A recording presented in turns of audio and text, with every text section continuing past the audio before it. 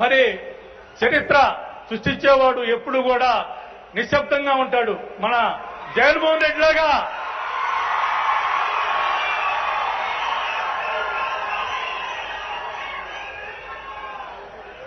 Nandyal election తర్వాత మీరు ఒక మాట అన్నారు సార్, వాళ్ళు కొట్టారు మనం తీసుకున్నాం, మనం టైం వస్తుంది మనం కొడతాం అని గుండె ధైర్యంతో మీరు చెప్పారు సార్.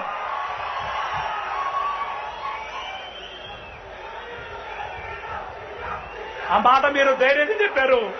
ఎంత ధైర్యంగా చెప్పారో అంత ధైర్యంగా లాగి గుద్దితే తెలంగాణలో ఉండాలా ఆందోళన ఉండాలా కూడా మీకు అర్థం కాక రోడ్లు పట్టుకుని తిరుగుతున్నారు సార్ మీరు. అలాంటి పరిస్థితి మీది.